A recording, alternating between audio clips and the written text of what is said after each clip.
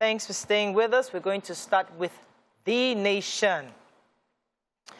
Buhari to court, Electoral Act 8, Section 18, subsection 12, unconstitutional. PDP screens 48 aspirants for governor in Southwest and Southeast. NEF, that's the Northern Elders Forum chair, urges parties to throw presidential tickets open. Abba Kyari loses bail battle, and ICPC probes FMC boss over 176 million naira COVID-19 cash. Terrorists release photo of baby born by hostage. Insecurity, Sokoto residents sleep in Niger Republic. Okay, which story are we starting with? Okay. Well, there was one that I missed, that shutdown of the 840 megawatts plants to worsen power outage. Okay. Yes. So John, do you have? Governor of Sokoto State, Aminu Tambuwal, yesterday, while being asked questions, about the state of the nation, he said, and he blamed all our problems, or the problems that we're facing as a country, insecurity and all the others, on our president's approach to governance. He said that in his own state right now, people would leave at night to Niger Republic to go and sleep and then come back to his state in the morning, and he just says that it's because that even though the president is our president, it seems like a forced marriage today. He says, I would like to quote him, he says, Buhari does not understand Nigeria, just as Nigeria does not understand Buhari. We have never been this divided. The fault lines have been overstretched, and Nigerians are wondering what they're doing in this country. He also talked about the fact that the Southeast is underrepresented in this administration. He says, how can you have from number 1 to number 19 and you do not have anyone from that region represented in your administration, and you expect that people will be happy with you? So he just, he just gave the picture of what we're going through insecurity-wise, and he says for him, he feels that he has a better way of handling this sort of issues because his state, as we know, they've had issues with banditry, insurgency, and he feels that he has a better handle on our insecurity than our present administration. But interestingly, we have Governor of Cross River State, Ben Ayade, who was on a TV station, and he was talking, and he says for him, he believes that it is, if not for this administration, this insecurity situation would have been worse than what we're experiencing now.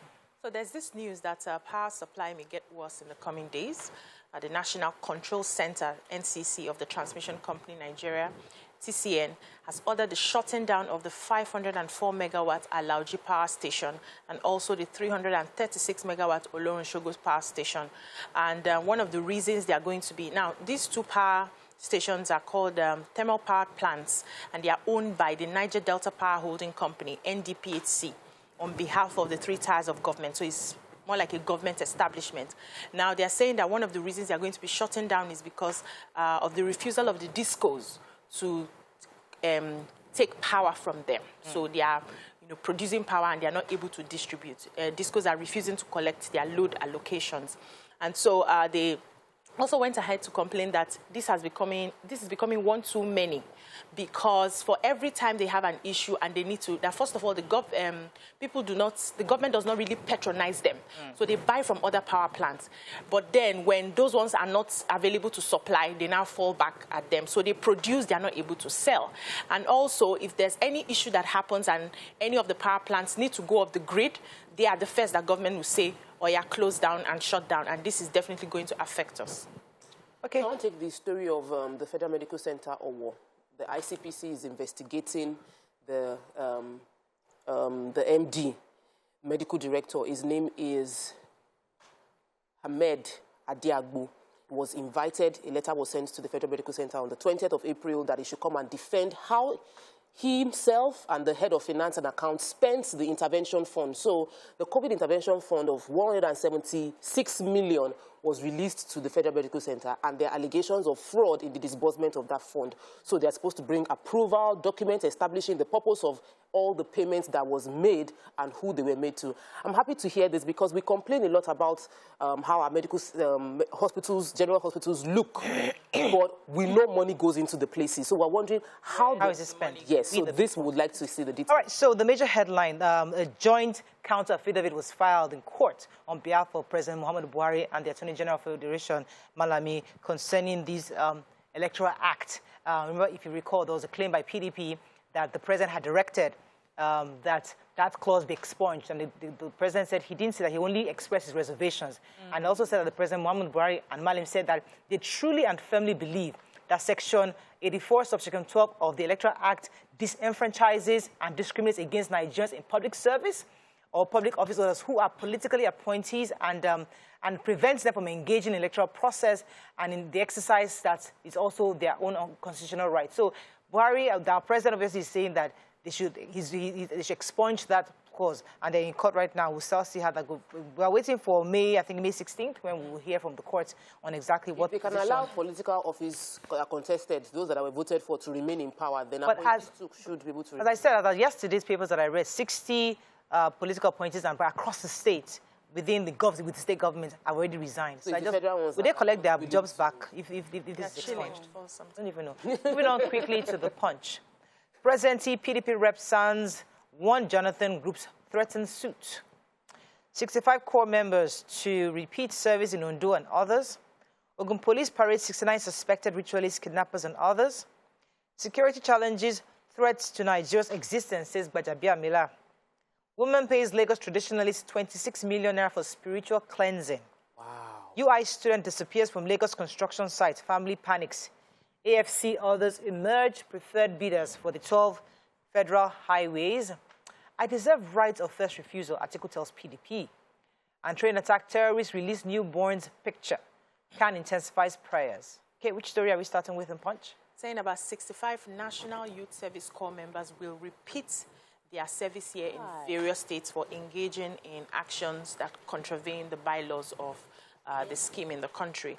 Now, there was a parade. They had their personal parade yesterday, and across the states, they made mention of some of these crimes that these corps members are going to be paying for, which is abscondment from service, unauthorized journeys, and other miscellaneous offenses that violated the laws of the scheme. They said some people just vanished, just come, report to yourself, and you don't see them again till the end.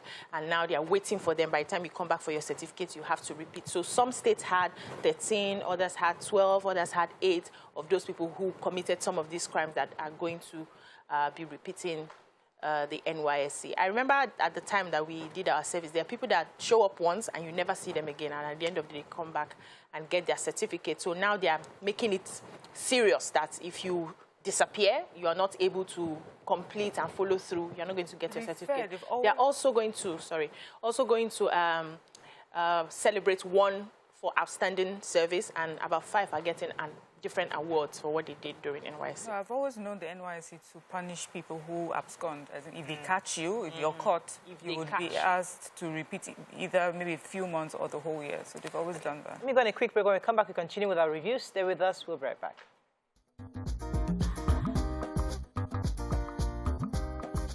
Stay tuned. Your View will be right back. Thanks for staying with us. All right, so we're still reviewing Punch. There's a story we haven't taken? Yes, Mariam. Two traditional healers have been are in court for allegedly swindling a woman of £29,000.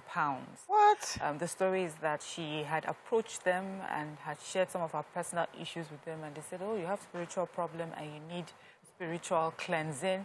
And so she raised £29,000 and she gave it to them. But now they're in court, and the counts against them is conspiracy, obtaining by false pretenses, and theft. And they have pleaded not guilty, but, they will still go to court. In my mind, I would like to find out truly also how they would be guilty if they if they did not put a gun to her head, if she was one that approached them, and if all they the way did from London to come and do I don't know if it was all the way from London. Her that they will cleanse her.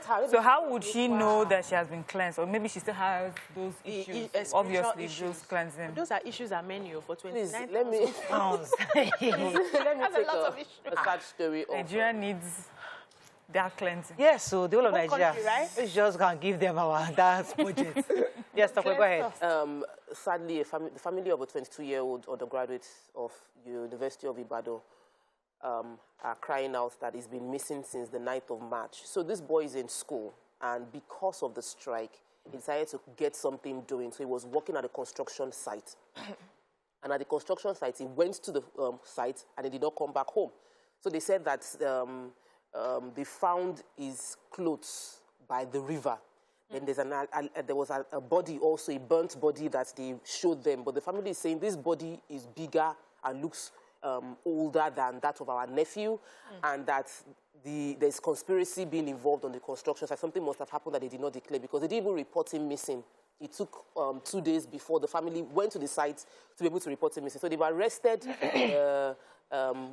engineers, a few of the engineers on site, and they are investigating the situation, that they've transferred it to the headquarters for details, and the team handling it, they are on top of it. But I'm worried because sometimes we don't, how do they test the dead body to be sure, okay, maybe it's this person? Have they gone through all that process before using your eye to say, no, this cannot be my nephew, there's something wrong going on here, before we catch innocent people and withhold them for a long time? All right, I was going to take the major headline, which was very important, because many people are waiting for Dr. Goodluck, former president of Nigeria, Dr. Goodluck Jonathan, to run for office, but for different reasons. This group in particular, they call themselves the Igbo Leadership Development Foundation, led by Director of Public Affairs, Dr. Law Mefo. He said, we're just waiting for Jonathan to pick up so that we can challenge him and take him to court to declare, he declares his intention. Why? I've said it before, and I'm saying it again. We will go to court to challenge Jonathan if he joins the presidential race. Why? What my group is saying is that he's not, according to them, they say that he cannot swear twice, more than two times, for the role of the presidency. He says we are just waiting for Jonathan to pick up the political party assumption, and then we'll approach the Court of Competent Jurisdiction to challenge his qualification to stand this election. I have nothing personal with him. Interestingly, Falana also is saying the same thing, saying that he urged the former president to, he said it has been confirmed, if it is confirmed that President Goodluck Jonathan wants to run, it is wrong, it is unconstitutional for him to run because he's not allowed to, according to him. Says that, let me see what exactly he says. He says that the person who was sworn into complete the term for which another person was elected as president shall not be elected to such office for more than a single term. So since Jonathan has already run his second term, his old term, that's what Femi Falana said. But somebody else is still saying. Another senior advocate, Mr. Ifedayo Adepe, said Jonathan was free to contest since the constitution was amended after he left office. So we will wait. As I said, it's getting more and more interesting because somebody is saying it's not constitutional. Though, because what we really need to focus on is person that can fix Nigeria. Who is distracted? No, they are not noise. They should not distract. Yes, now. Yule Doche just distracted us too now. So let's not. Yule Doche just distracted us. Yes. Let's stay focused on the ball. Yes. We are finding who is competent. Moving on very quickly to Daily Sun. Bala Mohammed Saraki under pressure. Tension mounts as PDP screens Atiku, Anyim, Obi Tambuwa, others. Masob wants Igbo leaders, governors over the Southeast presidency. Enugu trains 260 young farmers in modern agriculture. Importers' agents lament as extortion takes center stage at the reopened land borders. Insecurity threats to Nigeria's nationhood, says Gbajabia Mila. Okay. So over 260 youths across the 17 local government areas of Enugu State who are into farming business, it said including Reverend Sisters, left Enugu for Kefi, Nasarawa State, for a 2-week training at the CSS Global Farms under the sponsorship of the governor, Ifeanyi Ugwuanyi. And one of the reasons they are going to be doing this training is part of the government's effort to encourage and empower youths to gain agricultural experience in line with international best practices. So they are going to be learning new methods of farming and also improving on the value chain. So I'm very happy with the value chain because it's not just the farming. No, anytime we talk about agriculture, it's just going to put the hose in the ground and till the ground there.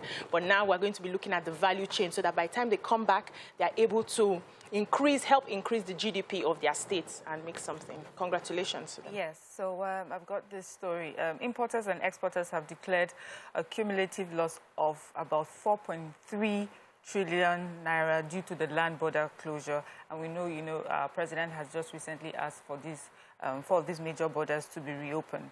And the paper said they spoke to a particular importer, Mr. Gideon Pedro Aremu. He says that for him, that border closure didn't really do much except cause hardship, losses, and sufferings for many of the traders and a lot of the SMEs who had run their business based on the borders. He says a lot of them went into bankruptcy. Most of them had to close shop because for some of them they had gotten loans from the banks. They couldn't pay back because the borders were closed. And now, to cap it all up, the borders have reopened and officials have turned it into an extortion thing. So they say they're constantly being extorted. It says we have hardly come back for to these borders that have been reopened. We have suffered so much losses, and here again we are again trying to pay people for different things. And they're just trying to let us know exactly what it is that they are going through. And it says that they're not exaggerating when they say 4.3 trillion naira is what they've lost due to that land border closure. Okay, very quickly, Masob is saying that they're warning governors and leaders that they shouldn't ruin the chances of producing the president from the southeast. According to them, they say it is very disappointing and unpatriotic that some Igbo political leaders who in Igbo have a mandate to represent Igbo's interests will work against the Igbo agenda. And according to him, that it will be unacceptable. I think they're referring to Governor Wike, saying that they should how could some of our political leaders support a man who openly denied his Igbo-ness? So I'm assuming it's There's one more person on that table. Who else is on that table? So this Speaker for the National Assembly was speaking at the School of Oriental Studies, London, on Wednesday. The message titled "Democracy in Challenging Times: The Role of African Parliamentary in Safeguarding and Delivering the Dividends on Democracy." A highlight of what he said was that our security challenges are a threat to our country, the foundation of our country as a whole. Part of what he said was that the government is responding to this, and part of the response of our government is to provide funding for more of our security officials, accelerate recruitment, training to put more boots on ground, and also acquiring weapon systems designed to give security agencies an advantage. And he was saying the scope is huge. The scope of our security challenges is huge, and that it will, providing the security improvement would improve, bring dividends of democracy to the people of Nigeria. Right. Very quickly now, let's go to Vanguard. How I became VP, says Oshimbajo. Let's find a story of not taking. Gunmen attack Bullion van in Imo, smash many vehicles. I deserve right of first refusal, article tells PDP. You were going to take that. Yes. Train attack, terrorists release picture of baby born in captivity. Let's find another story. I think that's about stories we have in. Yeah. So a bullion van yesterday was attacked by unknown gunmen at Ogbo Nguru, Nwankwo in Abom by Ise local government area of Imo State. Now this, according to some of the eyewitnesses, said the gunmen went after the bullion van that was heading to him by Ise from Owerri, thinking that he was conveying cash. They came out, started shooting sporadically into the air, and in a bid for the driver to avert them, he somersaulted about 3 times and hit about 3 vehicles that were parked on the spot, damaging the vehicles. But fortunately for him, he was able to escape. And by the time the gunmen went in, they found that the bullion van was empty. Right. So the police has confirmed the story. They are chasing this gunman. There is no reports that the driver is injured, but maybe we'll have after investigation. So the former Vice President, Atiku Abubakar, saying, I already have 11 million votes. As I stand like this, I did 11 waiting. What are you talking? Now, please, NWC, I know what you're doing. He was saying that I was talking to the National Working Committee of PDP, saying that, that they should at least give him the first right of refusal, as they're deciding and discussing. Remember, they were still having issues of zoning versus consensus. Yeah. And he's saying the screening has started today. I will still have, like I said, all that I can urge you to do is to make sure that you conclude the way you have started by being fair, credible, giving every contestant the opportunity to face the electorate. So everybody say, you know what, I have the numbers. I got 11 million votes here. On standby. I'm standby. I take a big boy. I take a big boy, okay. Yeah, so we have... have to run. Yes, quickly, I'll try and say I can summarize one... Dr. Generous, go ahead, please. We can do that, okay. Okay, let me just take this story instead. It's the picture of the baby who has been born in captivity. We know the train attack. So one of the pregnant ladies has given birth to a child. We took it. So the abductors have actually put the picture out. They say she looks like she's in good health. And we just pray and hope that, very soon that this ordeal will end for them. Let's go on a break. When we come back, move on to the hot topic of the day. Stay with us. We'll be right back.